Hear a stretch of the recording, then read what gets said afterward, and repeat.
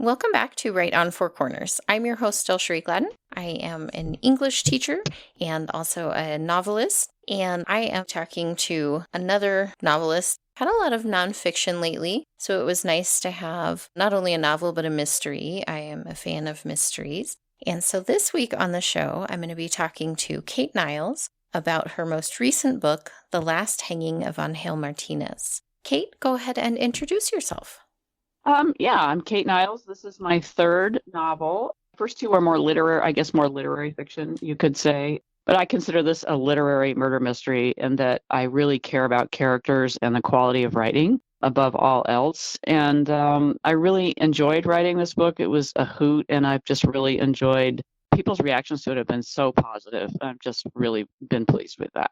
And so I don't know. I could say all kinds of other things. Just won a couple of awards, and it's been a real pleasure. Well, thank you for taking the time to chat today. Before we jump into questions, give our listeners a little bit of an idea of just what the book is about. Okay. So it's set in Taos, New Mexico for the most part, a bit in Santa Fe. And the protagonist is a woman named Nina Montgomery, who is in her mid-50s. She's a widow, and she's a part-time probation officer, but she's also an artist. She does ceramic sculpture. And she basically gets entangled with the murder of the estranged wife of one of her repeat probationers. And so she and her cop buddy, Larry Baca, end up kind of wrapped up in this and trying to figure out what really happened to her. It looks at first like a very straight ahead kind of domestic violence situation because that's what her probation is in for. Angel has a nice violent streak to him. But as things go on, it turns out really to be a kind of tragic story about generational trauma and addiction. And those are both things that I think are coming into conversation a little bit more, probably still not as much as they could, but realizing just where some of that early childhood trauma that people experience, how it affects us long term over the course of our life. You know, it's easy to look at someone and say, well, they just, they're a terrible person. It's a little bit more complicated for most people once you really dig into their history and see where all of this is coming from. It's a complicated issue. It is. Well, my day job is actually as a trauma therapist. So I spend a lot of time in that territory. And I think you don't realize when you're writing a book kind of why you get the novel you get. It's like having a child, like you get the child you get. But I think in retrospect, I was really processing. I was a probation officer for 3 years in Durango, and I think I was sort of processing or metabolizing that experience as well as some of my early experiences as a therapist. So I think all that got wrapped up in this story. So it's interesting to look back at that. It is. I think there's always parts of our own lives as the author that feed into what we're doing, even if it's, something that's completely out of the realm of what we've done personally, but we've, researched. There's still those things about our own lives that make us gravitate towards certain topics or spark the idea in the first place. And in the moment, sometimes it's like, oh, who knows where that idea came from? It just popped into my head. But through the process of writing, it's like, oh, yeah, that actually makes sense why I'm interested in writing this story. And it sounds like you kind of had that experience too. Yeah, because when I first started, I was just like, oh, because when I want to read genre fiction, I read murder mystery. I love murder mystery. And part of the reason I like it is it's historically been a great place for strong female protagonists. And also it is always about place. And I write really primarily from place. I am a strong believer that place is character, that the natural world is character. It's not just a backdrop or a setting, but that place has a great deal to do with shaping the humans in it. And I've always, I've spent years in New Mexico, and I've I just have such a strong sense of place. And this is really, in some ways, a story that can only come out of that. And I think so many good murder mysteries, that's really the thing. I almost don't read a murder mystery if I'm not really captivated by the place. So, or that I don't feel that the author has a good grip on that. So that's something. And then, kind of exploring human evil, really. I mean, Edgar Allan Poe is supposedly the father of the murder mystery. And I think that's what you're really kind of probing, is all that kind of stuff. So when I started to write it, though, I was just like, I just want to write something fun. I just want to have I want to go into something that I would want to read. And yeah, and then this came out, and yeah, in retrospect, it's like, huh, I was really processing all kinds of stuff in here. So it was an interesting experience. Yeah, writing is a great place for that subconscious processing to Mhm. happen and working through Mhm. a lot of thoughts. So with this one, what was your initial spark for the idea for the novel? I think I don't yeah, I just started writing, and I had the murder in mind, and I kind of had very loosely based the victim's story on some of my early therapeutic people, basically upset teenagers. And I was really working with this idea about violence against women and domestic violence, and I really started there. And so I had that, and then I went down to Taos to do some research, and I went to court, thinking I was getting the domestic violence docket, and I ended up seeing case after case after case after case of basically fentanyl issues. And it just broke my heart. I mean, families giving each other hugs, judges, a lot of people wouldn't show, and they would say, well, I'm not going to issue a warrant for 24 hours to see if you can find your client. Just sort of the heartbreak. And I had read something in High Country News quite a while ago, but at one point, Espanola was sort of the heroin capital of the Southwest, and yeah, it just got me sort of spinning my wheels, and then the story kind of started to come out of that experience. So that's where it went. It's interesting. So you had an idea in mind and then kind of sitting through those cases Mm-hmm. took it in a slightly different direction than what you were maybe initially planning to do, which I think is Well, always fun as a writer to be surprised.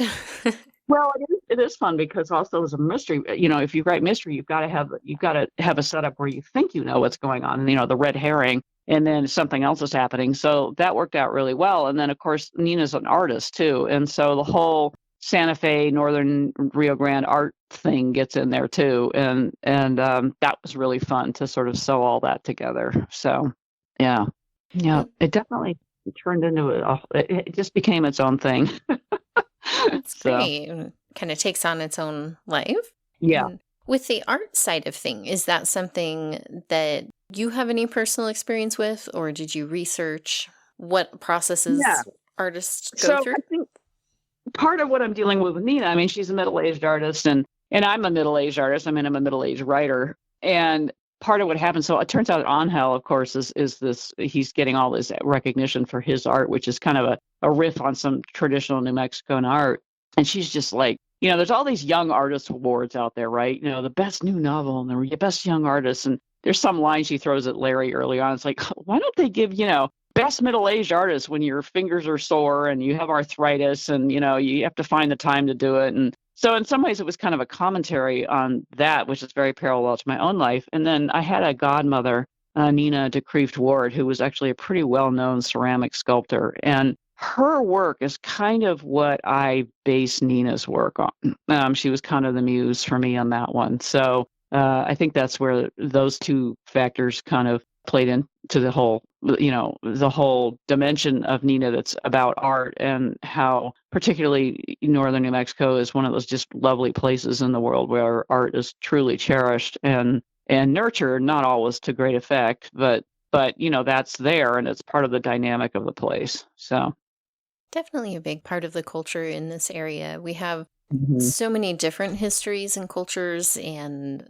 it's some of it has melded together over time, some of it has stayed more distinct. I think this is Mhm. just a really neat area to look at how that has developed and see even, what some of the new trends in art are from this Mhm. area because it's often surprising. And I love that. It is. It is. It's really cool, and I think that's one of the things I just love about New Mexico. I just feel that it has refused to become generic. It has its own flavor. It is, and it just isn't a suburban shopping mall. It's got this really complicated cultural history. The sort of, I was an archaeologist in New Mexico for a long time, so you just palpate the ancient worlds right there. And the Pueblo world is there, and the Navajo world is there, and the Hispanic world is there, and it's just it's not buried under layers of concrete and box stores, and I just so appreciate that. So Well, and it's nice to see that brought in to add some layers and depth to your book. Mhm. And just in general, I always enjoy when I can really feel like the place matters and it's really kind of its own character in the Yeah, story. And I think especially for absolutely. this area, it's always pretty easy to tell when someone doesn't actually know the Yes, area. It really I stands used out. oh my god. You just know, yeah, you know right away. So, I was trying to be pretty authentic there, so. Well, and I wanted to ask you about your development of the Mhm, mystery in general. mm, Everybody seems to take, a different approach to it as far mhm, as outlining or not, but also like mhm, really planning out detailed clues or letting them develop a little bit more organically and revising. Mystery, I think, especially because it does have a structure to it, mhm, in general, but it's evolved over time where things were very mhm. formulaic in the beginning, very expected. I guess if you're the reader, you knew what you were getting, but we've got a Right. lot more variation within mystery now. And it's always fun for Mhm. me talking to authors to see how people's process varies from other people as well. So I wanted to ask you a little bit about your process. Yeah, I definitely don't outline. That is so not me. I tend to work if anything, I probably should learn how to do that a little bit more. I tend to kind of get kind of as I said, I sort of started with this idea of the victim and, about what happens to women in our justice system and just also just some of the stories that are so embedded in, as I said, in the land and that. I just and then I had an early draft and I showed it to some people and they kinda helped me with pacing, like, they said, "Okay, this is good, but something needs to happen." Like, it's there even if it's not a traditional mystery or you have to have some sort of propulsion. And so, that's actually where some things got in there too, because there's sort of Nina's part of, like, this sort of geezer soccer team that gets together on Saturdays and plays. And there's kind of an incident with some local gang kids that's a little bit of a preview of some of the drug stuff later on. And, that kind of provided some action, but it also sort of provided this texturing that started to happen where it was like, oh, okay, so what's up with this? And where is Angel in this? And was he one of the things that's always just broken my heart? Actually, this was early experience when I lived in Albuquerque and I was teaching an alternative high school, but even in California, but some of these kids, if your dad's in a gang, you're in the gang, whether you want to be or not. So this whole idea of being born into a gang and having no choice about it, and that kind of got me turned in about the idea of generational trauma and being kind of stuck with your father's ghosts. And so that began to work its way in. And I just follow that. Again, I'm a therapist by my profession, and I'm always interested in what motivates people and what's the psychology and what are the family systems that support this kind of stuff, because a lot of families bond over addiction. A lot of families have these huge trauma bonds going on, and you love people, but they're destructive. And you have to understand what that pattern looks like. And I think that started to come out for me. So that's kind of where I work. It's like I had this image of sort of a flower just kind of opening up, and I let it take me where it's going to take me. And then I have to decide, is this really working for the plot or the book or not? And that's where Faulkner's famous adage about how you have to kill your babies. You might have a great paragraph or a great scene or a great sentence, and it's just not working for the book. And it's like, ah, God, I got to get rid of it. So that comes in later for me. So, Well, and I always think that that's funny when you get to a point where you're like, oh, I really loved, that mhm, one section or just had mhm, this great conversation going. But when you go back to it and it's like, it's not really fitting with everything else. Like it's so hard to cut in that moment. But it is. even I can't even remember who it was, some class or lecture or something I was sitting in and they were like, well, just, open a new document and everything you cut out, like just put those clips in your Mm, other document and save it. So it's not really gone, like it's still there. mhm. And then he was like, and then you'll figure out you're never going to look at that again and you're No, never going to go back to it or add anything in that you felt like you needed to no. cut in the moment. I but have but if so you need many that documents. safety net, keep it there. Oh my God. I feel like I'm never going to clean up my laptop for reasons because I try to do that, and I have so much and paper. God forbid if my poor son, if I when I die, it's just like, throw this crap out, but you actually never look at it again, where you have that intention and then that doesn't come in, it just doesn't come into play again. But it's hard to cut at that point because, if you're a writer, it's like you love writing, you love a good sentence, you do this because you kind of love the power of the written word, and you might write something really powerful, but it's just has no business in the overall text. And it's like, oh, that kind of sucks. So, yeah. And it's like maybe it'll spawn some other idea at some point. But Yeah. I think just that practice of it, even when you really have to cut, like I recently scrapped, I think I was about like 26,000 words into a project Mhm. and was talking about it with my husband and I was just kind of stuck and I was like, this isn't working. Like I can't really make things mesh up. And he was Mhm. kind of like, well, like it sounds like you're writing two different things. Like they're just maybe they don't match up. And Right. and so I did. I had to scrap the whole 26,000 words because once I thought about it, I was like, yeah, this is two different books. These don't belong Yeah. together. That's why it's not working.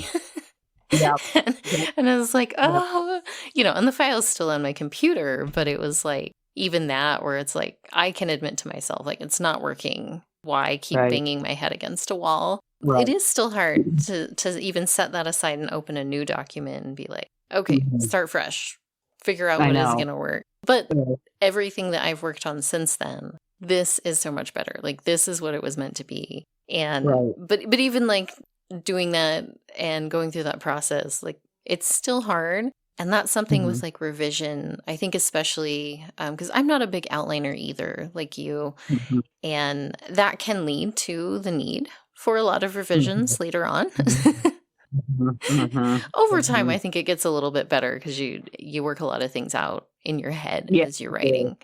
But with mystery, particularly, like if you change one thing, it can Right. really have a ripple effect. Right. And that can lead to a lot of things that need fixed, even just like little details throughout the whole thing. What was your Mhm. experience with that of writing this based on your initial ideas and it developing over time, but then sitting Mm. down to do your revisions and clean up and make sure everything really works? What Right. was that like for you? Was that challenging? Working with an editor, was that helpful? It's a little bit different for everybody, I think.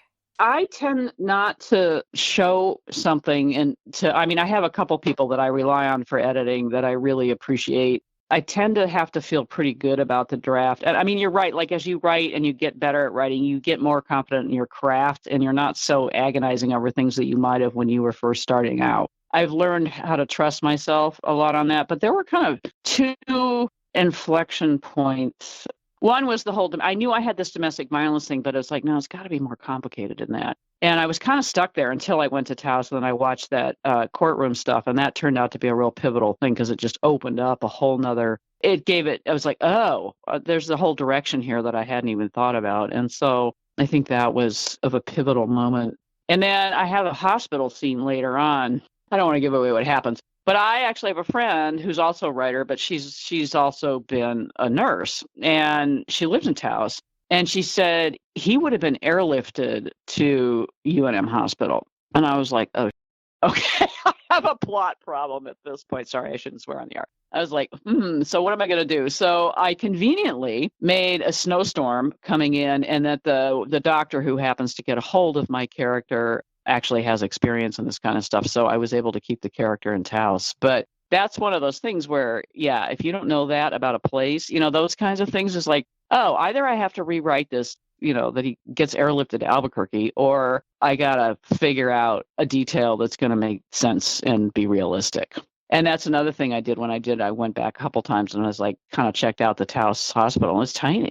It's not going to have that level of a trauma unit and all that sort of stuff. But if you don't have somebody in the medical profession to kind of run that by, you're going to look kind of like, so those are really important things. It's like when you are kind of riding into new territory, like I need to run this by somebody who has experience in this area because I could be completely out of my league. Yeah, I think that's really important because it may kind of float by a general reader who doesn't know, but Mm-hmm. when you get those couple readers who like are familiar with that field, that can be something that can instantly put a reader off. And not just for that book. That can kind of add an author to that person's list of, I'm not reading any more of their stuff. Oh, that And happens. yeah, Yeah. and it's all range of authors from all types of publishing backgrounds. I've encountered this here and there where it's just like, oh, no, that's Yeah. not how that Well, works.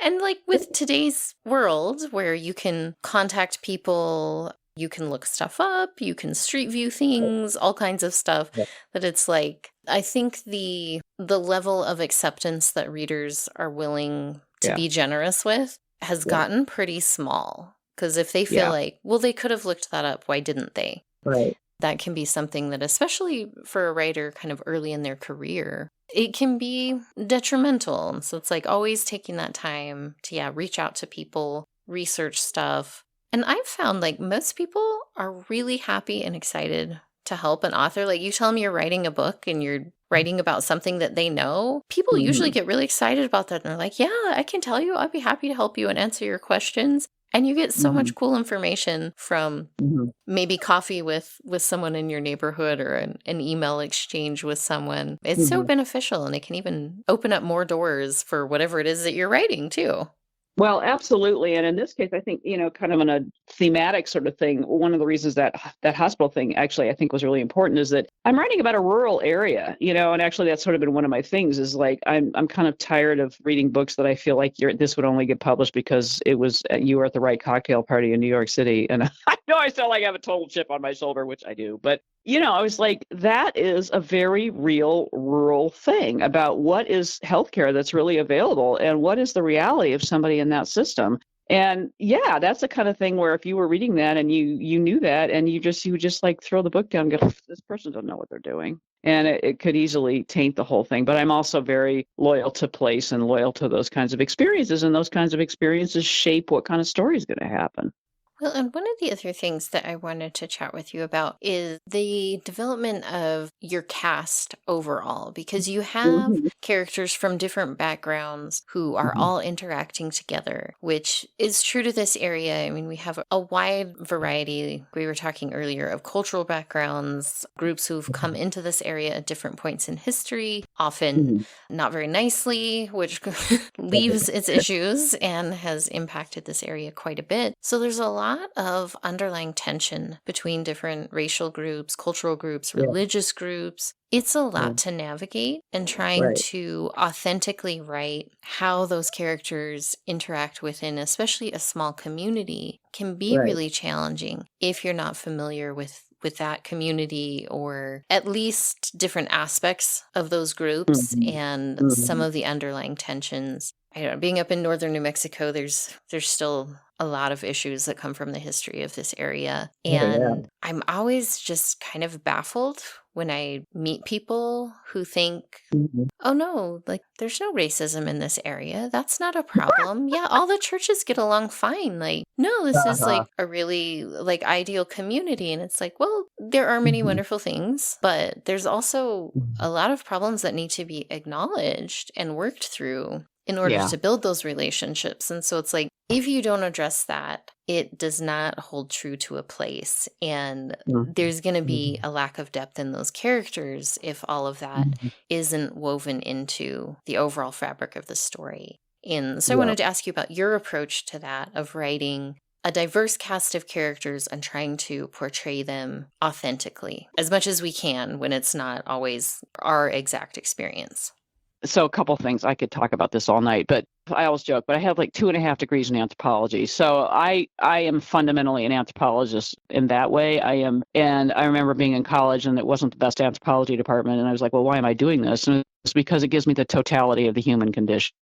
And that's how big I go. I'm very much a systems thinker. I am much more comfortable with diverse populations than being in just sort of a monotonous community. So I'm very comfortable with that. And I have that kind of intellectual background. But from a writing perspective, I mean, the book that probably, well, did get me started on I Have a Novel to Write was To Kill a Mockingbird when I was like 11 years old. And I think that the classic line from Atticus Finch about how you just don't really know a person until you walk around in their shoes. And one of the most powerful vehicles for empathy, I think, is to try to write a character, and not a caricature, but a character. And what does it mean to be in that character's shoes? And really, you've got to have an empathic viewpoint. I mean, one of the things I loved about writing this book, it's probably my favorite thing, is the dance between Nina and Angel Martinez.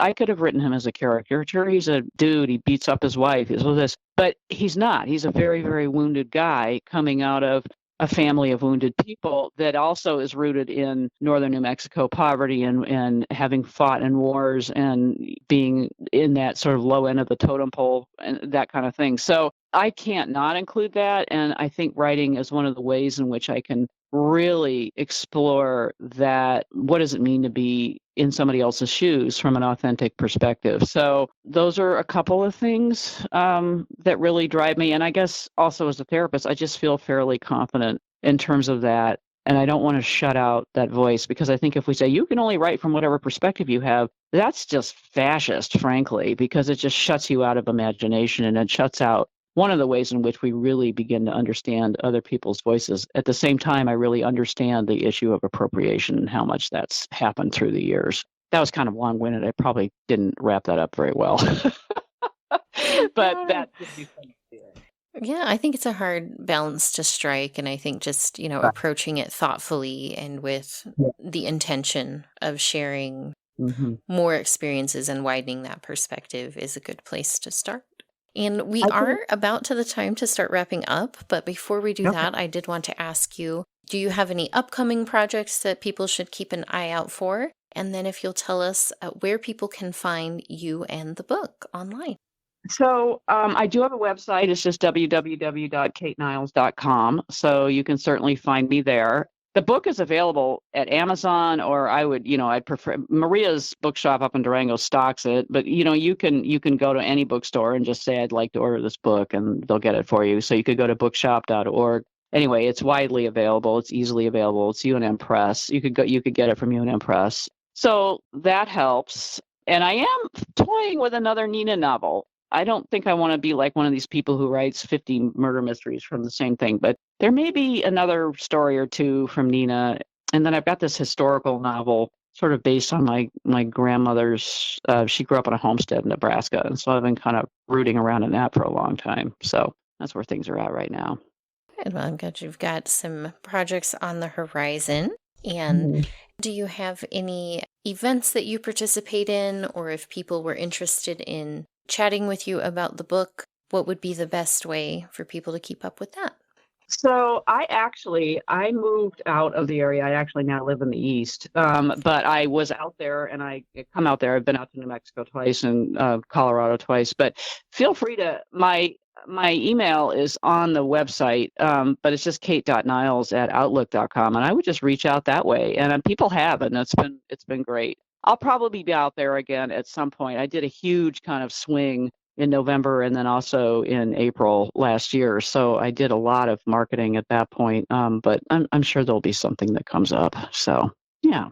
Wonderful. Well, I wish you the best in your future writing projects. I hope they come together and you have fun working with those. It'll be interesting to see where your ideas take you next.